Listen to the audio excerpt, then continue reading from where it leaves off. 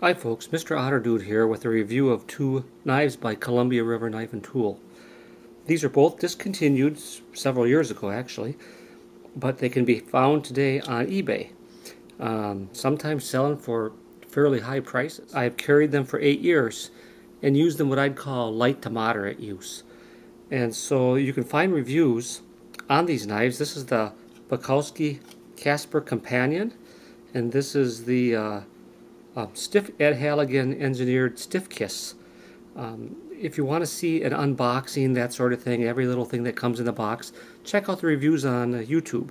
My review is going to be a little different. I'm going to talk about how I use the knives, how I carry the knives, and whether or not I think they're a good value today when you find them used on eBay.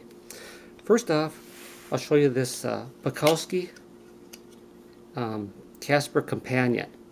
Mine is got the black finish and a partially serrated blade, as you can see here. It also came in a satin finish, satin silver, bead blasted silver finish, and it came with a plain edge, plain or serrated in either the black or satin finish. This configuration was probably the least popular, so I picked this up in around 2002 for $20 from Smoky Mountain Knife Works. I thought to myself, for $20, if that knife holds an edge, it's a steal. So I grabbed it. It came in this box right here for those who serve. It's got a lot of stuff in there. It came with a lanyard, came with this extra sheath. This is called the trouser carry sheath, or the inside the pants waistband sheath. Came with a ball chain, which I put a little cold steel urban pal on. But as you can see, it's got a 3.5-inch blade made of AUS6M. The M stands for molybdenum. Stainless steel. Rockwell hardened to 55 to 57. So it's not the hardest knife in the world, hardest steel. I sharpened it up when I got it from the factory. It wasn't razor sharp. It was pretty good. I touched it up on a steel. And the first day I received this knife, I took it out. I wanted to see how comfortable it was. You can see it's got this little finger groove for your index finger. It's got a little pinky guard back here. Kind of lock your pinky, a pinky lock. Lock your pinky into place. It's got the best jimping on top here I've ever felt on a knife. Really holds the knife steady in your hand. It's a big knife. It's too large for my small hands actually, but it still feels okay. Somebody with medium to large hands would really like that grip. The grip is made of Zytel plastic. It's got a palm swell. You can see it's kind of little swells out right in here. And it's got a flared pommel on the end. This is really a skull cracker. You can strike with that. This is a self-defense knife. Al Polkowski had his bulldog, and a couple of Department of Defense employees wanted something smaller, so he made the bulldog pug, which has a 5-inch blade. And the companion is smaller yet. It's was designed for concealed carry. It's got his custom companion goes for $295 and has a 4-inch blade. This has a 3.5-inch blade on it, or 3.6-inch blade, and it weighs about 6.7 ounces. It weighs about a little over ½ pound with the sheath. The knife is designed again for self-defense. I bought it as an all-around working knife for cutting tasks. First tasks I used it for, I cut through 35 feet of outdoor carpeting, and for the first time ever I appreciated serrations. The serrations worked real well. Went right through the carpeting like nothing. That evening I cut up 5 large cardboard boxes, and I barely had to touch the blade up. It was still pretty darn sharp. I would say that I realized right then that this knife had a good heat treatment. It's made in Taiwan for Columbia River Knife and Tool, but they knew how to heat treat the steel, because AUS6M isn't the hardest steel, but I would say that this knife holds more than an acceptable edge over the years. I really like it. Sells on eBay for the smooth blade, non-serrated blade, smooth edge will always sell for more than these serrated edges. And the satin finish or the black finish, they sell for the most money if they're unused. I've seen the knife go for $140. seemed for last year it was averaging about $85 to $100. I haven't seen too many of them lately. Is the knife worth $100? I would say no. For $100 I'd get a Falcon even F1. Be a better knife, better steel. Could do everything this knife can do. Probably a little more comfortable grip for field dressing deer, skinning a deer.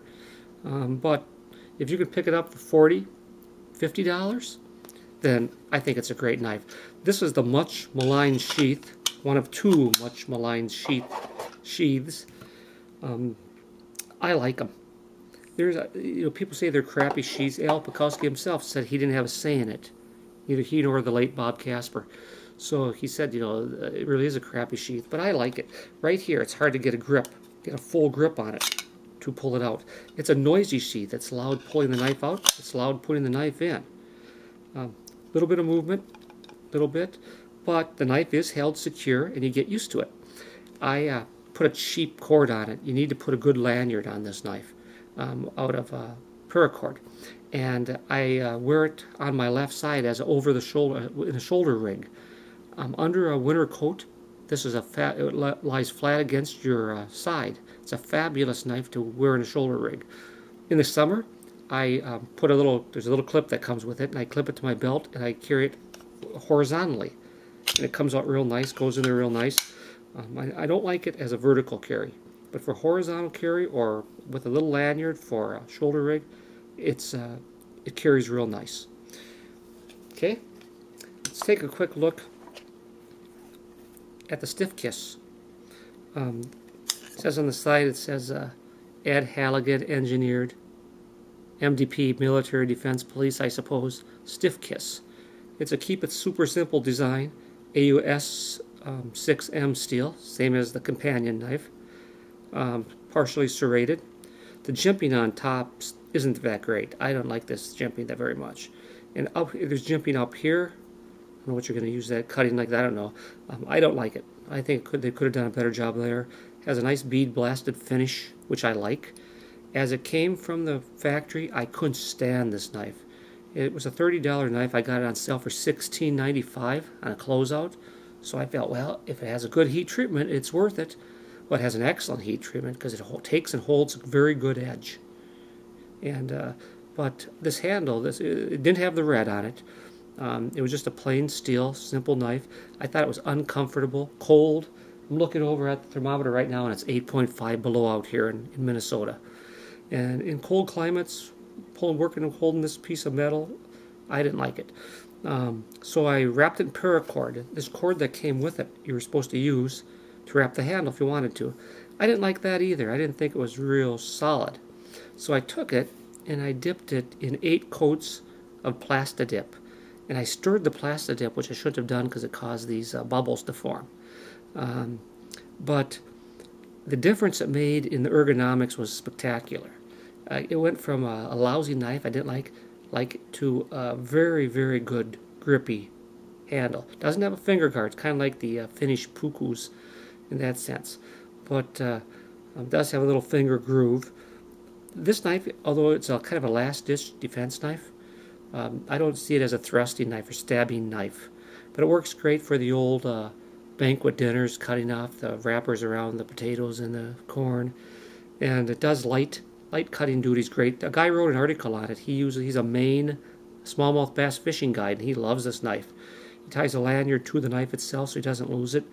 He said you could quarter a moose with this knife if you had to, and sure you could, but something bigger like this would do a better job of it.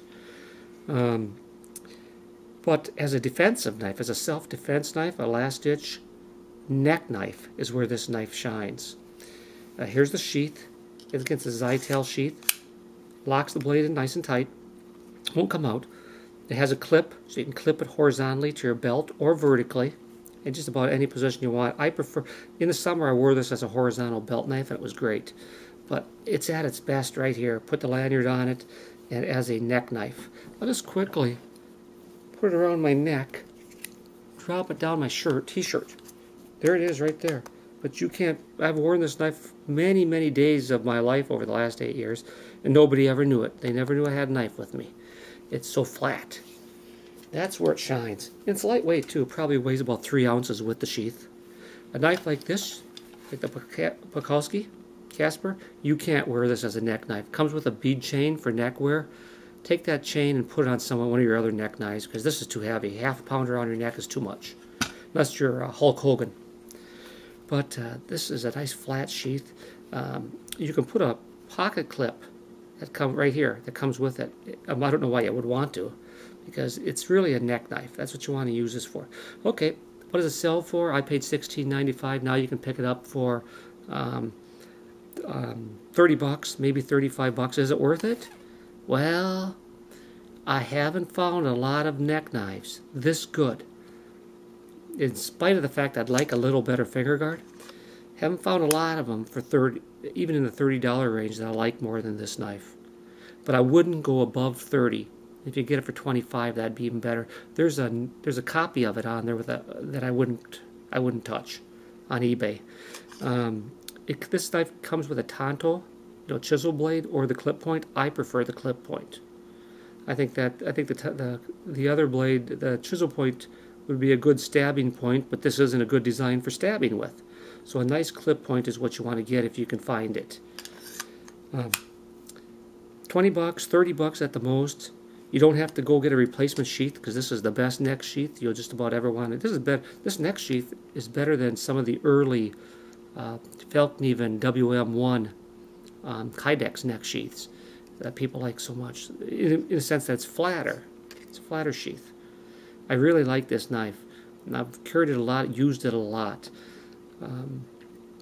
and it'd be worth the money, but just don't go overboard on it. Last thing I'd like to say quick about the Polkowski knife, the reason they named it the Companion is they didn't want to call it something, let's say like the Pug Junior. Would have been about the kind of name they would have named this, because if you ever did have to use either of these knives, in self-defense, you don't want to go into court saying, yeah, I finished the guy off with my Pug. Companion, it was marketed as a camping knife. Sounds a lot better, but again, this is a self-defense blade. Serious. If you want a self-defense knife, look at it. Don't spend over $50. If you can get it, especially if you can get it in mint condition. You might, slightly used like mine might be the best way to try to find it. I've seen fewer and fewer of these. So if you see one, consider it, but it's not the best knife out there. The sheath system isn't the best.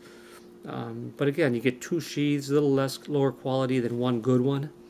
But you can get a replacement sheath for about $30 for this knife. But then again, you have to tack that on. If you have to pay $50 for the knife and $30 for the sheath, well, now you're getting up there where there's some other knives that I'd look at. Maybe ESEE, I think they call it, cutleries, Rat 3 or Rat 4. I'd start looking at. That's another good one. Okay, there we go. The Bob Kasper, late Bob Kasper, Al Polkowski Companion, Columbia River Knife and Tool, and the Ed Halligan designed Stiff Kiss. There they are. Both of them out of production. Both of them can be found on eBay. Don't pay too much, but if you get a chance to look at them, look them over. Mr. Otterdude signing out until the next review. Thank you.